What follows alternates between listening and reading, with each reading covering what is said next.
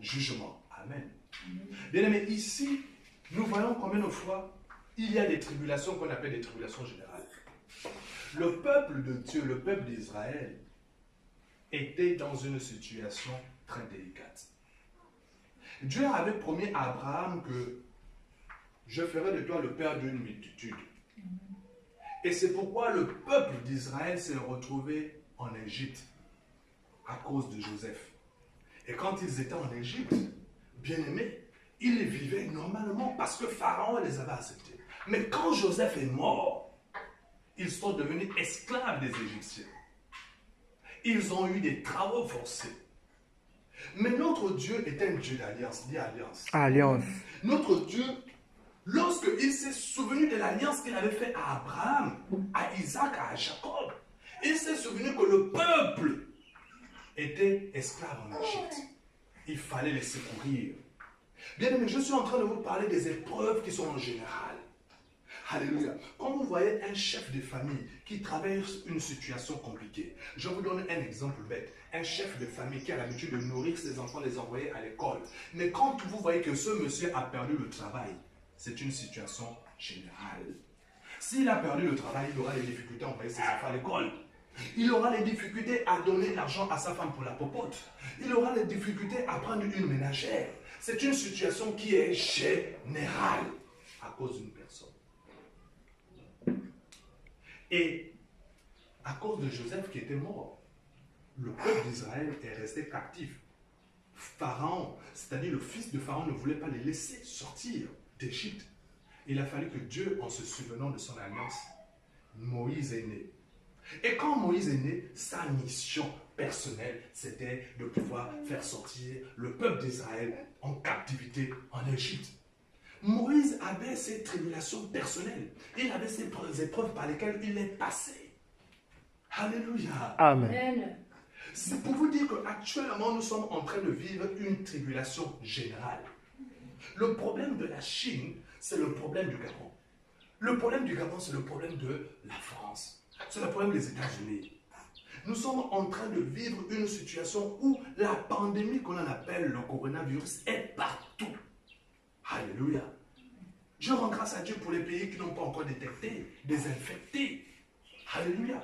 Donc la situation des crises que nous vivons, c'est une situation mondiale. Mais qu'est-ce que nous devons faire? Nous devons garder la foi. Parce que Dieu, il est celui qui est fidèle aux alliances. Il sait, nous sommes en train de traverser une situation difficile. Mais il est celui qui dit dans sa parole, je me lèverai toujours le dernier pour mes enfants. Et il se lèvera le dernier pour que cette épidémie puisse s'estomper. Qu'est-ce que les enfants de Dieu doivent faire? Nous devons continuer à demeurer dans la foi, à garder la foi, continuer à prier le Seigneur. Mais nous constatons, malheureusement, que beaucoup ont relâché. Aujourd'hui, l'Église catholique, ils sont en période de Pâques. Ils sont en période de fête. Mais ils sont confinés chacun chez eux parce que on dit que il y a le Covid-19 qui est là, qui est en train de faire rage. Bien aimé, je ne pense pas que notre Seigneur soit content. C'est pourquoi nous devons redoubler d'efforts. Même si on a interdit les cultes, mais nous devons nous retrouver et continuer à toujours parler, à nous exhorter de la parole de Dieu. Sinon, la foi qui est en nous va sommeiller. Ça va dormir. Et nous allons croire que nous allons faire des choses, mais nous allons faire des choses comme tout le monde. Amen. Mais nous devons toujours, comment dirais-je, garantir la foi qui est en nous. Nous devons toujours la booster. Alléluia. Amen. Ce soir, cette foi-là doit se réveiller. Peu importe les interdictions. Nous ne pensons pas qu'aujourd'hui, nous sommes contre ce que le gouvernement a eu à mettre en place. Non. Nous n'avons pas fait sortir des instruments. Nous n'avons pas invité autant de monde. Mais nous devons entretenir notre foi pour que nous ne puissions pas succomber comme les autres. Ce n'est pas lorsqu'on va dire que voilà, les activités reprennent, l'école reprend, que nous allons maintenant recommencer à nous mettre dans la présence de Dieu. Non. C'est pendant les tribulations que tu dois être dans Dieu. Oh, je pourrais me rappeler de Daniel, qui lorsqu'on a fait signer à Nebuchadnezzar un décret pour dire que personne ne doit prier un autre Dieu si c'est Nebuchadnezzar, Daniel, malgré ça, a continué à prier son Dieu. Mais nous, pendant qu'il y a le Covid, nous avons perdu la foi. Nous ne prions plus Dieu. Nous ne voulons plus la Bible.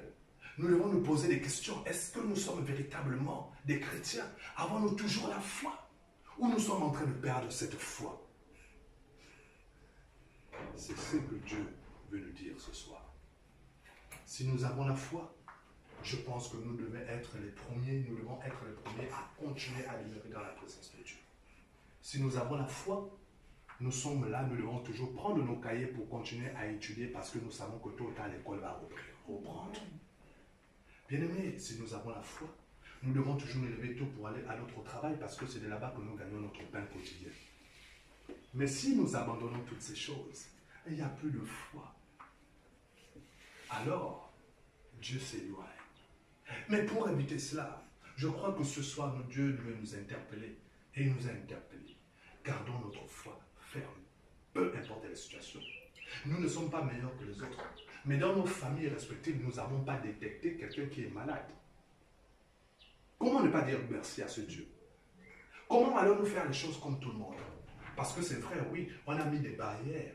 On a mis des mesures, des barrières. Nous ne devons pas nous saluer, nous ne devons pas tousser ainsi. Mais c'est pourquoi nous ne devons pas aussi bénir ce Dieu. 2 semaines sont passées, bientôt ça va faire 1 mois que nous sommes là, dans cette situation.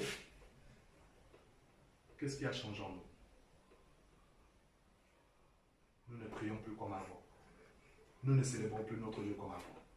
Ça a changé en nous. Ça veut dire que la foi est tombée. Oui, nous avons respecté les recommandations du gouvernement.